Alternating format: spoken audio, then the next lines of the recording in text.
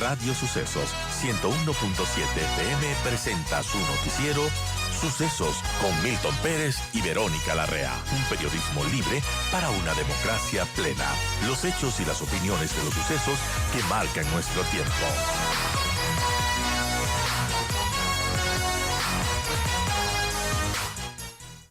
A veces parece lejana la paz en el conflicto de Israel con Gaza, especialmente cuando vemos los ataques a los cargueros occidentales en el Mar Rojo. Aquí más bien, en lugar de irnos y lograr la paz, podemos hablar de una ampliación del conflicto. Alan, ¿cómo ven las cosas? Buenos días. Buenos días, muchas gracias, Edgar. Efectivamente, la posibilidad de una ampliación del conflicto en Medio Oriente siempre fue parte de la ecuación.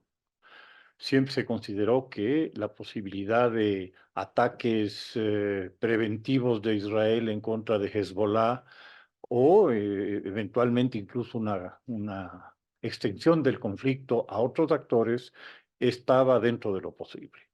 Y de hecho hemos visto cómo se han dado ataques constantes de parte de los hutíes que han atacado tanto a Israel como a la navegación que viene y va desde Asia Oriental y desde la India hacia Europa, o desde el propio Medio Oriente hacia Europa transportando petróleo. Y ahí es donde las consecuencias son incalculables, porque usted ha visto que el precio pega unas bajadas tremendas o asimismo unos Subidas. repuntes dramáticos.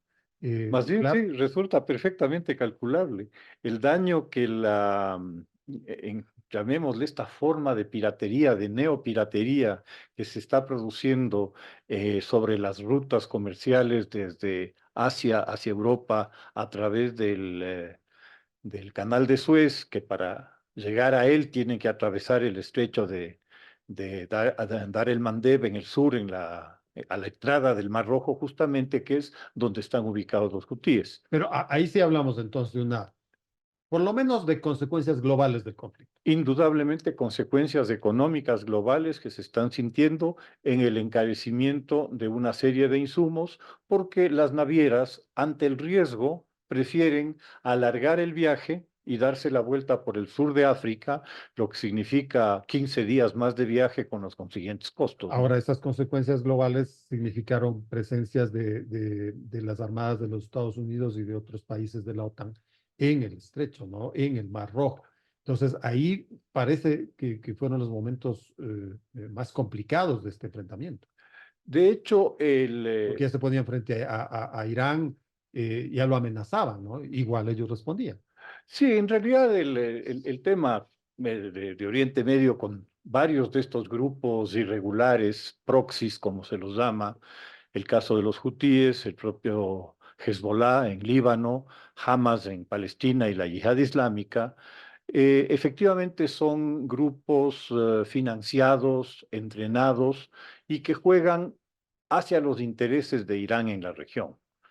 Irán actúa en la región por interpuestas personas y esa es su manera de proyectar su poder a la zona. Eso es efectivamente lo que está sucediendo, ¿no? De hecho, Claro, y hay un poder económico detrás. hay unos intereses económicos, hay unos intereses políticos y también una cosmovisión religiosa que tiene unos matices completamente, no quiero ser grosero, pero arracionales, ¿no? No quiero decir irracionales, los digo arracionales. Están orientados hacia el lado de una fe que no admite discusiones, pues, Pero ¿no? ya tenemos 70 años de esto. ¿Es que acaso esta es una cruzada orquestada por generaciones? ¿Va a Ten- conseguir algún día sus tenemos, objetivos? tenemos 3000 años de esto. Ah, claro, por supuesto, pero después de la llegada de Israel en 1948, ¿no es cierto?, que se constituye como república, como que esto se incrementa. De hecho, sí, hay la visión de la República Islámica, de la teocracia iraní, que coincide en el caso del conflicto actual con la visión de Hamas, es que Israel no debe existir, Claro. que debe desaparecer y que su población tiene que ser o expulsada o exterminada, pero que en tierra islámica no puede haber la presencia de Y que infieles hay que sacarlo. y que hay que sacarlos. Esa es la visión que tiene la teocracia iraní y incluso en Hamas, en la constitución del movimiento Hamas, se señalan justamente estos principios, estos criterios. Sobre la base de todo esto, ¿por qué, no sé si esta aproximación sea la correcta, pero es que en el mundo se habla constantemente de esto, ¿por qué fallan los intentos de la Casa Blanca por plantear la paz en Gaza? Ahí lo vemos al secretario de Estado Blinken, que más o menos está cada 15 días en la zona, sin resultado. Yo creo que el tema de la dificultad para encontrar salidas y soluciones pasa porque hay algunos, a veces muchos, interesados en que no se las encuentre. De hecho, los extremistas en todos los bandos están totalmente interesados en que el conflicto siga. Bueno, Israel tiene un gobierno de línea dura. Israel tiene sus fundamentalistas, de hecho, el gobierno del señor Netanyahu es un gobierno en el cual él mismo viene de un partido de línea dura como es el Likud, y como no logran mayorías directas, tienen que aliarse con grupos inclusive mucho más radicales, grupos ultraortodoxos en lo religioso o fundamentalistas sionistas en lo político, que como son los que le dan la mayoría o la posibilidad de supervivencia, tienen la sartén por el mango. O sea, como decimos acá en el Ecuador, ¿no? Palo con piedra con los fundamentalistas de Gaza. Justamente estamos viendo por el lado de Hamas y por el lado de los extremistas en Israel, dos grupos a los cuales les interesa y les conviene el mantener la violencia, el mantener el conflicto. No les interesa suspenderlo, no les interesa que termine. Y les interesa el discurso este de que la paz no es posible. Y esa es una falacia. La paz ya fue posible. En 1979, Egipto e Israel se sentaron, resolvieron sus problemas, Egipto reconoció a Israel, se firmó la paz y la paz ha durado hasta ahora. Igual los acuerdos de Oslo, ¿no? De Bueno, eso 1998. lamentablemente no. O sea, luego se firmó un acuerdo de paz con Jordania que igualmente sigue vigente hasta el presente. Y los acuerdos de Oslo, que fueron un extraordinario paso y la real posibilidad de un final feliz para esta situación que vivimos desde el año 47 en Oriente Medio, lamentablemente se vio frustrada primero por el asesinato de Rabin, Así es. que es asesinado ¿por quién? Por un fundamentalista judío. Igual que antes, Sadat había sido asesinado por fundamentalistas de la hermandad musulmana, que es la matriz ideológica de Hamas. Entonces vemos cómo los extremistas, los fanáticos de ambos lados, son los que se han encargado de buscar todas las maneras para torpedear los acuerdos de paz que se han ido alcanzando. Lamentablemente el de Oslo, que tenía una hoja de ruta muy clara, con un cronograma muy preciso para la creación del Estado palestino, fue saboteada y fue hundida principalmente, y esto hay que decirlo, por el señor Netanyahu. Vea cómo son las cosas. Son las 8 de la mañana en estos momentos. En Noticiero Suceso estamos conversando sobre el conflicto en Oriente Medio con el analista internacional Alan Cathy. Esto sucede por allá, pero claro, en el mundo hay versiones, hay expresiones, algunas de ellas muy polémicas, como esta última de José Ignacio Lula da Silva, ¿no? El presidente del Brasil, que de la nada califica a comportamiento de Israel como el holocausto nazi. Esto causó un revuelo tremendo en el propio gobierno de Netanyahu, que exigió en ese momento disculpas públicas. Pero muchos no creen que este sea un dislate, ¿no? Le ven a Lula da Silva y piensan en un Joe Biden, ¿verdad? Que a veces comete errores quizá por la edad. No sabemos si Lula se puede establecer en ese canon. Más bien de Lula se habla de sus relaciones muy cercanas con países como Rusia, como China, como la India. Brasil está en el grupo de los BRICS. Entonces, ninguna expresión de un gobernante de esa magnitud puede ser eh, del momento, ni puede venir desde un largo estudio que determina una política internacional. ¿Cómo ve usted eso? Sí, yo creo que la expresión usada por Lula, por decirlo menos, es absolutamente desafortunada, ¿no? Es una expresión de que no corresponde a un mandatario de ese calibre. Lamentablemente, en el caso de Lula, creo que todavía persiste en él una cosmovisión ideológica de una época pasada. Y ese es un problema no solo de Lula, porque esta declaración que hizo Lula la hizo una muy parecida Petro hace un mes aproximadamente. Pero Entonces, la dimensión de ambos líderes es es diferente, sí, diferente, ¿no? O sí. sea, a Gustavo Petro, con el perdón del caso, pero a él lo ridiculizaron por eso. O sea, Lula es otra cosa. lamentablemente, ese liderazgo de una izquierda a veces trasnochada en América Latina es reflejo de un anclaje de la región en el pasado. Vivimos O de anclados determinado todavía. liderazgo, Sí, ¿no? sí. O Vivimos, sea, es el denominador común del socialismo del siglo XXI. sí, vivimos anclados en una cosmovisión que se remonta a los años 70, que quedó Poco más completamente, atrás también, incluso. incluso más atrás, que quedó completamente superada por la historia.